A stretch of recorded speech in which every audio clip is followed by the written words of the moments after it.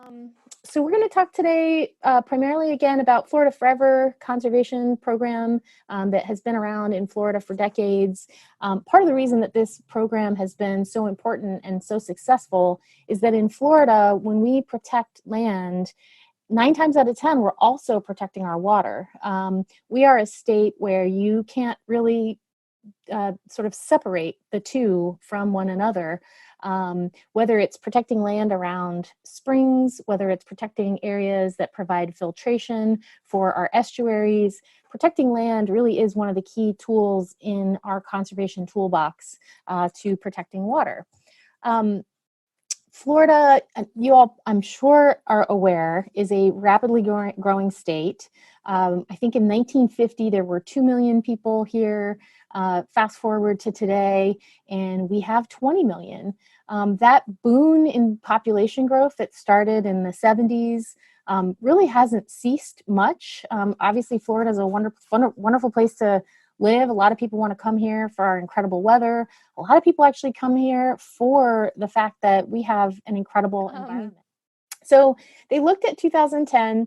The red areas on this map show you the developed areas, which, as you would imagine, that's where most people live. That's where we've got buildings and roads and sort of hard infrastructure, as compared to the green areas, which are protected areas. The dark green are places like Everglades, it's like the Apalachicola National Forest, Ocala National Forest, lots of state parks and state forests. And then that lighter shade of green that's called other, that's sort of a patchwork of more rural landscapes, many of which provide really great habitat and really great environmental services to us, but that aren't formally protected as conservation lands in Florida. So if we don't do anything, if we kind of keep going along the way we are in terms of underfunding conservation in Florida, we're going to go from this map that's got the splotches of red you might expect to, wait for it, this map, where pretty much all of those unprotected but still viable conservation lands that you saw on the 2010 map are paved over, which is it's a permanent change. So why do we protect land in Florida? Like I mentioned earlier, a key reason to protect land in Florida is because it actually helps us protect our water. This is actually a spring. It helps us protect water that we like to enjoy recreationally. Springs, for folks who aren't as familiar with Central and North Florida springs are really windows into a vast network of underground caves that are really the main source of most Floridians' drinking water. 90% of Floridians, we get our drinking water from underground, and these springs are sort of portals into that underground world. So we protect land to protect water. Like I said, it's not just water for swimming in, but it's water that we like to drink, which everybody needs. We protect land to protect areas like this that you see here, floodplains. So as climate change starts to bring about, it's already bringing about warmer, wetter weather. That's a mouthful. Critical areas like this actually help provide flood protection. They help provide buffers from intensified tropical storms and hurricanes. So that's another reason for protecting lands. Wildlife. Wildlife, for the sake of protecting wildlife, is obviously a key reason why we want to protect habitats. It's actually one of the main reasons that a lot of people come to visit Florida, is to engage and interact with our wildlife, whether it's bird watching, photography. It's a huge part of our economy, our tourism-driven economy. So these special places, unfortunately, if we don't start funding Florida Forever and our conservation programs, we're going to go from these beautiful areas to really just more concrete jungle. We're going to go from beautiful beaches that we get to enjoy to eroded beaches. And so the time is urgent. Historically, Florida actually did a pretty good job. We, back in the early 90s, just started to set aside money for conservation. Other states looked at us and said, this is incredible. We were actually leaders in all states. We, as a state, were investing more money, $300 million a year, in protecting our conservation lands.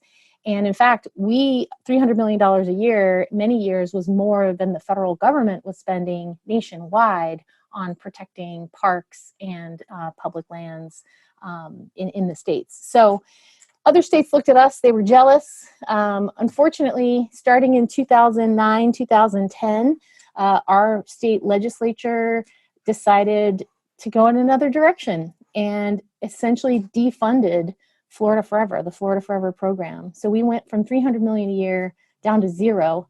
And you can see from the graph in front of you, it barely has gotten to $100 million in the last decade, even though in 2014, voters passed the Water and Land Conservation Amendment to specifically dedicate more funding for Florida Forever. So we're at a stage right now where legislators are unfortunately ignoring the will of the voters. The environmental community knew that even though the legislature had cut funding, that the public is willing to invest. People in our state, we love our parks, we love our beaches, and people were willing to invest. So because of that disconnect between what legislators were doing and what the public wanted, the environmental community came together and decided to pass the Water and Land Conservation Amendment in 2014. That when I say the environmental community, it was everyone, groups that you would recognize that are national groups in Florida, statewide groups, groups like Sierra Club, Audubon, Trust for Public Land, you name it, big groups, small garden clubs from around the state, native plant societies. We, by the end of the campaign, had over 400 organizations, big and small, supporting our effort. And as you can see from this map, the community was not wrong about the public's support for water and land conservation. This is just a map showing you support for the amendment by Senate district. And as you can see, every single Senate district passed the amendment by more than 50%. Of course, in Florida, to actually get an amendment into the Constitution, you have to pass a 60% threshold. So that's why you see the distinction in the levels of support here.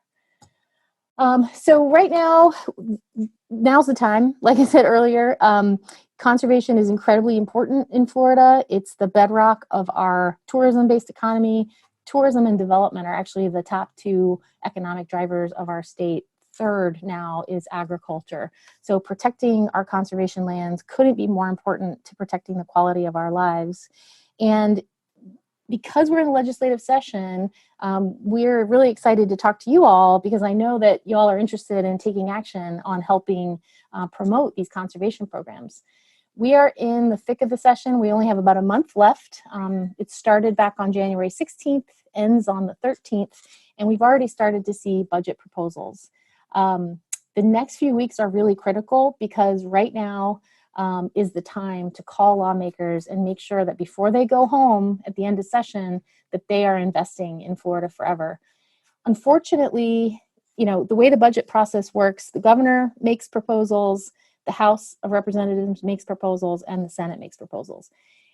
The House is at the bottom of the barrel when it comes to what they have said they want to put into Florida Forever, that being $20 million, which is a far cry from the at least $300 million that we think is really needed to restore Florida Forever to historic funding levels. So in the short term, I know your time's limited. You all have a lot on your plate. And so first starting point, if you're going to make one call, it's going to be to call your House representative. So like I said, they are proposing the smallest amount for Florida Forever. And it's really important that they up the number. The governor has proposed about $100 million. The Senate has proposed $125. Both of those are obviously better. Neither hits close to the $300 million that I think the conservation community sees as a bare minimum. But let's focus on the House because they're only at 20. So we put out a report this year to try to highlight some of the places that have already been protected because of robust funding for Florida Forever in the past. It highlights specific places. You may find some that you are even familiar with in this. And so I wanted to highlight it because if you're interested in being able to talk to your lawmakers about a specific place, we can certainly provide this as a resource. But in the end, I hope that y'all will be able to activate here, and I'm happy to answer any questions.